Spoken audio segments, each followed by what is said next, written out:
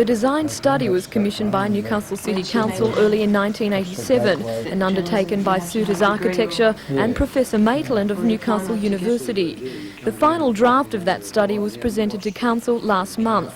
The report recommends ways of rejuvenating the city centre, while at the same time preserving landmarks and scenic vantage points scattered throughout the CBD. The study identifies a number of site corridors which should be maintained. Many of these look out onto the harbour, such as the view from Watt Street and the panoramic scene from the cathedral. We never ever put a building of 1, 2 or 3 stories even in a position which will block off one of our major sight lines, and it's identified all of those sight lines in the city so that we now know the actual height that we can allow anywhere in the city. The council currently follows a height code when determining whether developments get the go-ahead or not. However, the study recommends that the present pyramid shape of the city be maintained. If council accepts the report, a high-rise for the city is unlikely. The final report will be presented to council and made available to the public within 2 months. Jodie McKay, NBN News.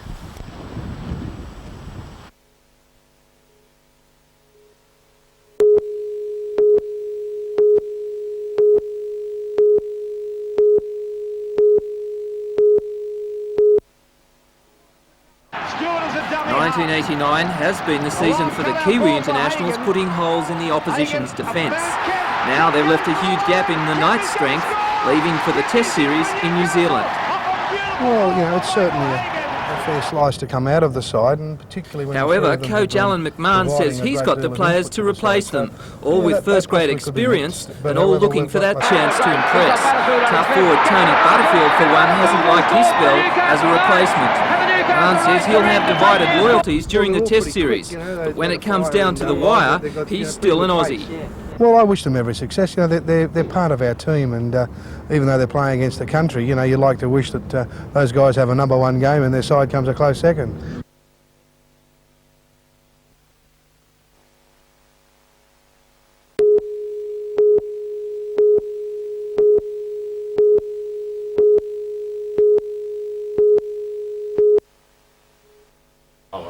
Newcastle Police have heralded the final charge tally from Operation Try a major success. Today, at a special press conference called by Newcastle Superintendent Russ Cook and Operation Try's coordinator, Sergeant Vince Fallon, it was revealed that 7 officers assigned to the task force over the last 2 months have arrested 52 people for a total of 130 charges. Those have ranged from drug matters to sexual assault to armed hold-up and break, enter and steal, for which 64 charges were laid. The highest tally, however, was related to car thefts, which Superintendent Cook revealed police had suspected had been unnaturally high for some time. We noticed that there were a lot of cars being stolen, and then on the other side of it we weren't getting any information as to who was responsible for it. And so what we did was to look at the people reporting the cars, and we found that the person reporting them was in fact fraudulently getting rid of the car to seek the insurance money. What was happening to the cars? Well, mostly they were being burnt, they were being taken away and burnt. The people that owned the car would organise with some other person for fairly small amounts of money to take the car away and burn it.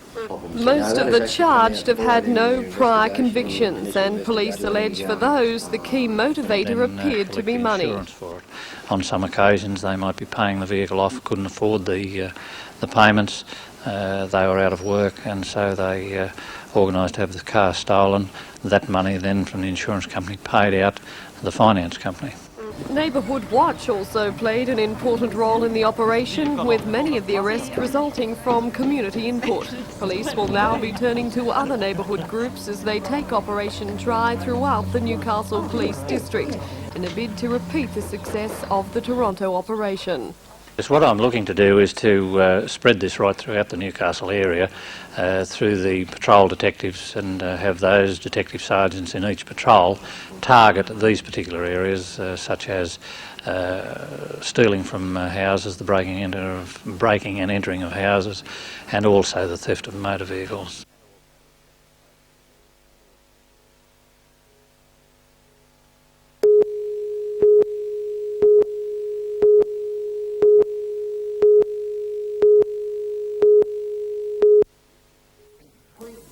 This is the cream of the rural youth movement.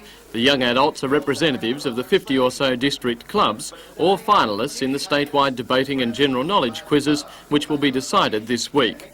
The theme is conservation and farming, a subject carried through as many aspects of the program as possible.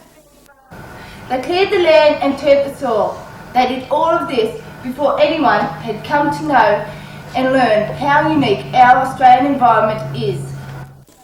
This year, the field excursions, a regular feature of the conferences, also focus on the problems created by farming without a thought for the natural environment. You can see a little bit of erosion there, it's not too bad. But, The Rural Youth Organisation was established in the 20s. At its peak, it had around 10,000 young people on the books, but that has dropped to around 1,300. However, Michael Murray says it is improving its image and is on the way back. well, it went through a stage when we were up against a lot of competition in terms of other organisations around the place. And I guess Rural Youth had sort of a very much of a hick image at one stage. And that's beginning to change as people see what it's really about.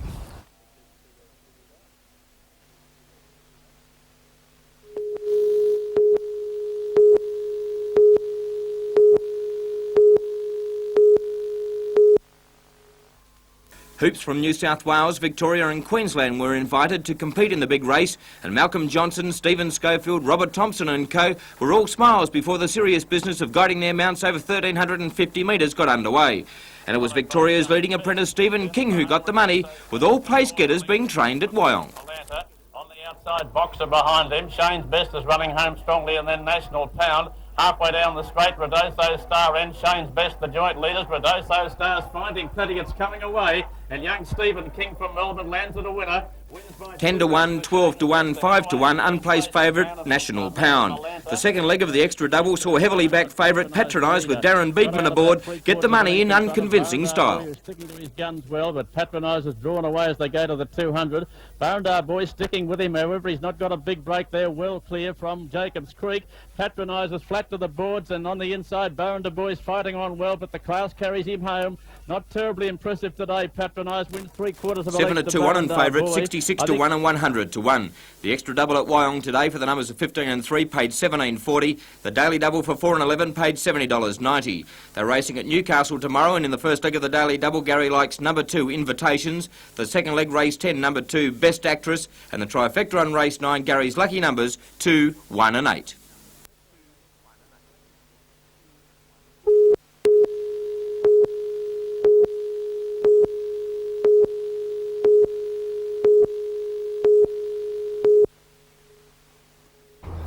It might look like a wall, but archaeologists are describing this as one of the most significant finds of its type in our history. It's a site of national importance, not just for Newcastle. There is nothing like this anywhere. It is contemporary, of course, with similar things which happened in Sydney and Parramatta and on Norfolk Island, but there's nothing left of those sites. While lay people expect archaeological digs to uncover bones and artefacts, Dr. Bairstow says this site was abandoned for several decades and is unlikely to yield that kind of find. However, she won't rule out the possibility of more exciting discoveries. So I'm quite sure there are. It's quite amazing. I mean, now we've found this, the possibilities are endless. The site will be refilled on Sunday following an inspection by local government leaders and representatives of the National Trust. Depending on their interest in the site, moves will then be made to seek funding for future archaeological work. What I would suggest, and I dare say that the Lord Mayor has much the same way of thinking, is that the upfront money should come from the outsiders and that the council can then produce the facilities which make the dig possible with a reasonable cost.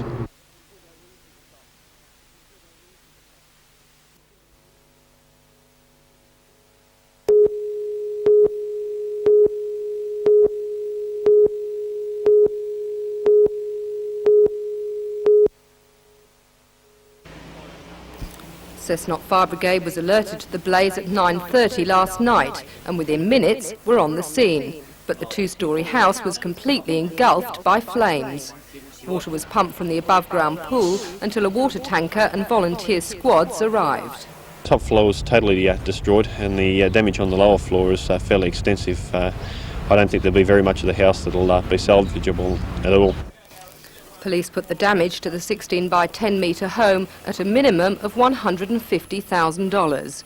Today the scientific squad used a cherry picker to get photographs of the second story, where they believe the fire started. The house was not occupied at the time. Police say a family of 10 were evicted from the home by the sheriff and bank manager at 10 a.m. yesterday morning, after the house was repossessed. Well, we've had the scientific fellows from Newcastle out there for most of last night and virtually all of today. From what they've told us, we certainly believe that it is suspicious at this stage. And how much damage do you think would be?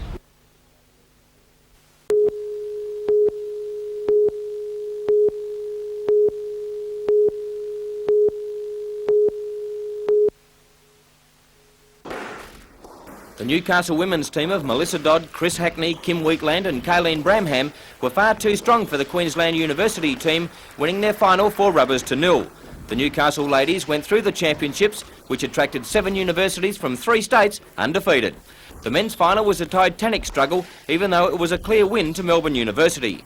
Super squash players David Farley, Wayne Morgan, Trigon Mijatovic and Rodney Golding made up the Newcastle team and had gone through to the final with a 4-0 win over the Uni of New England. Melbourne qualified with a 4-0 thrashing of Queensland, and they chalked up a very tight 3-1 win over the Novocastrians.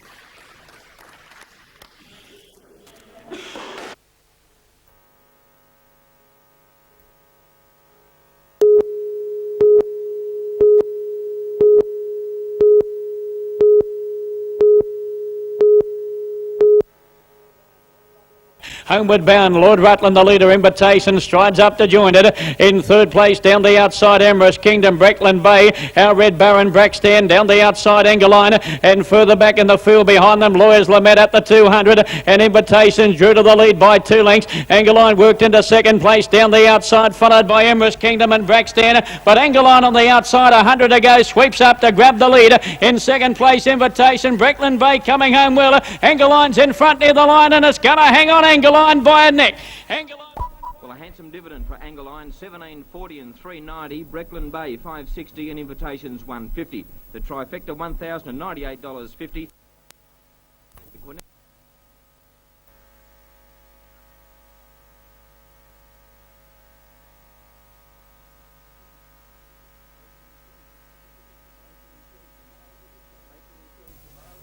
Racing in Sydney tomorrow is at Randwick, and in the first leg of the daily double, race 6, Gary Harley likes number 1, Targlish. In the second leg, race 7, number 6, Nixon. And the trifecta run, race 6, 1, 7 and 3, Targlish to beat Alpine Flyer and Ravenstone.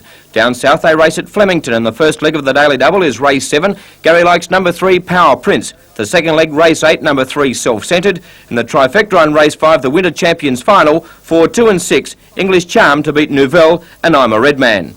Australia's fastest female greyhound, Metal Springs, and one of New South Wales' top stayers, Frosty Zulu, head a top field of stayers drawn to contest tomorrow's $3,000 Kevin Ward Invitation at Beaumont Park. So therefore, the numbers in your trifecta, which is race 7, 6, 2 and 1, Metal Springs to beat Frosty Zulu and Halo's Gift. And in the legs of the daily double, try number 5, Kinjara in the first, and number 3, World Park Lass in the second. They're trotting at Maitland on Saturday night. Try number 4, Backstreet Girl in the first leg of the daily double, race 3. And in the second leg, race 4, number 10, Tajur Hanover. And the trifecta on race 3, 4, 2 and 10, Backstreet Girl to beat Strike First, and He's Got Class.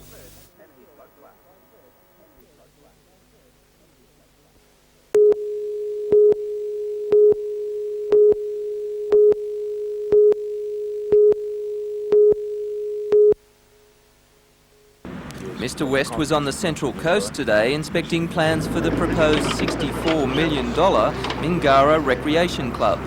If approved, the 42-hectare development will feature a 56-unit motel and an entertainment centre. The Tourism Minister says the holiday industry is on a roll in the area. I think it's really on the precipice of about to explode. People have discovered that there is more to New South Wales than just Sydney. It seems things are not quite so rosy for the Hunter Manning Tourist Authority.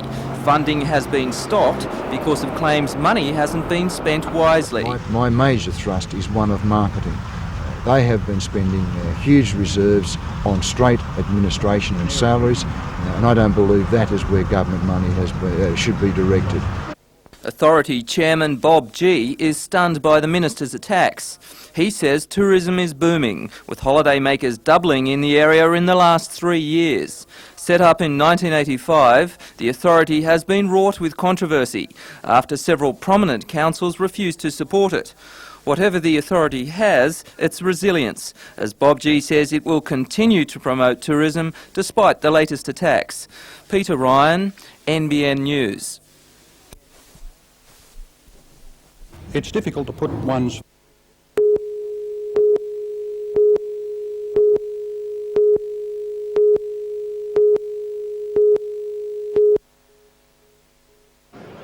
The Snooker Classic has lured some of the sharpest shooters in the country.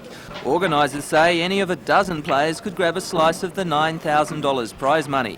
Twice Aussie champ Phil Perkins is in dream form. In a recent competition he made a break of 137, just 10 points off perfection.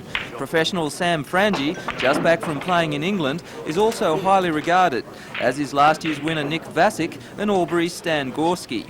And 3 women competitors are mixing it with the men. Do you get intimidated when you are playing against the men? No, the men are perfect gentlemen on and off the table. We never feel intimidated by them. We just like to do our best against them and try and learn as much as we can playing them. The tournament continues tomorrow.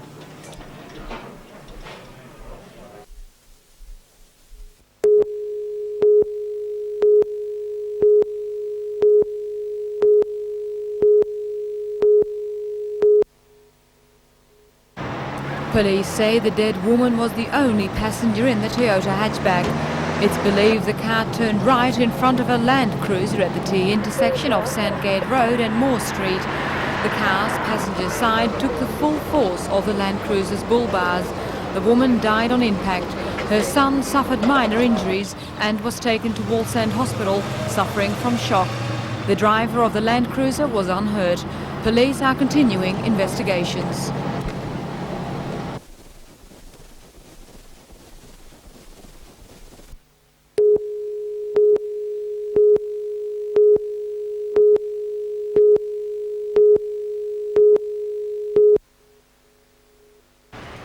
Organisers were disappointed with the entries for this year's event, but the standard of tennis was excellent.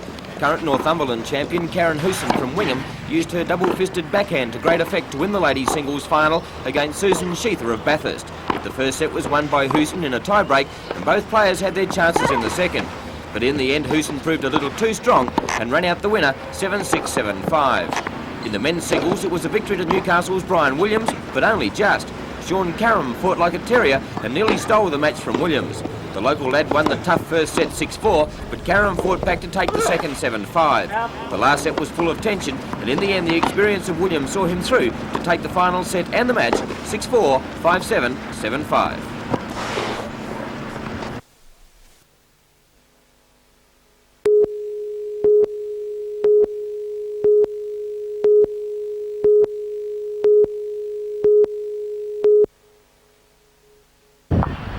Today at the Adamstown Bowling Club, 12 select bowlers from the Newcastle area engaged in sectional play in the Adamstown Invitation Singles, a tournament that will encompass 4 days.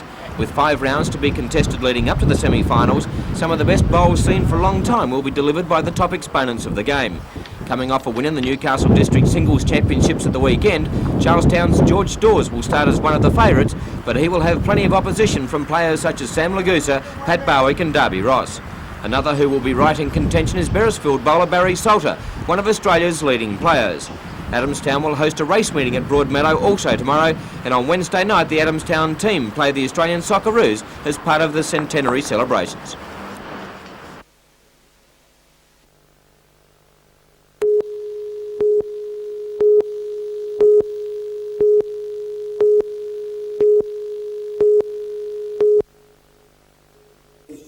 Today's ceremony marks the beginning of Newcastle City Council's gradual acquisition of the remarkable collection of Bill Beaumore. Following many years of uncertainty, a deal has now been consummated between Council and the collector, and the transfer of the multi-million-dollar treasure trove is now a reality. Every year I'm donating something, and I'm young enough to play around with it until the year 2000, so I'll be in charge of it till that time. But each year I will be donating things officially to the council to be held in trust for the Hunter region. Bill Beaumore rates this 12th century Cambodian Buddha as the most precious item in today's handover. This and a second Khmer antiquity are extremely rare outside the closed borders of Cambodia. A pair of Rodin sculptures and 2 drawings, one by Eugène Delacroix and a second by Charles Lebrun, the decorator of the Palace of Versailles, complete today's $1 million treasure trove.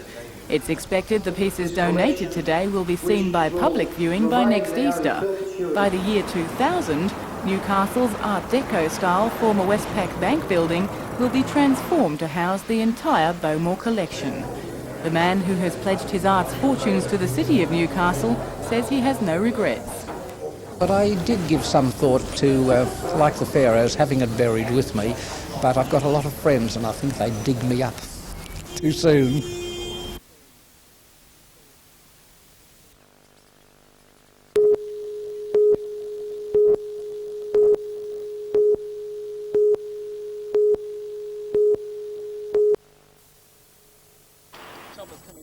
Fishermen raised the alarm after spotting the figure of a man lying on a wave-swept rock shelf to the south of the Bogey hole. The Westpac rescue helicopter confirmed that a body was on the rocks, but attempts by earthbound rescuers to reach the victim were frustrated by slippery trails and a boiling surf. In a combination of timing and skill, the helicopter ferried ambulance officers and members of the police rescue squad to the site. Shortly later, they loaded a body on board. Back on land, ambulance officers confirmed that the man was beyond help. At that stage, it was still impossible to tell who the victim was or how he had died, although there were no signs that he'd fallen from the cliffs. Ambulance officer Stephen Brinkley said the rescue had been a tense episode. It was very rough. That's my first time in a chopper, and certainly was hanging onto the seat. And even on the rocks there was a lot of surf still coming up? Yeah, we had a wave spotter in the chopper, and we took him out at a gap between the sets. You're concerned that you could easily have been washed off? No, not at all. Late this afternoon, police were still trying to identify the victim, working on the theory that the death was accidental.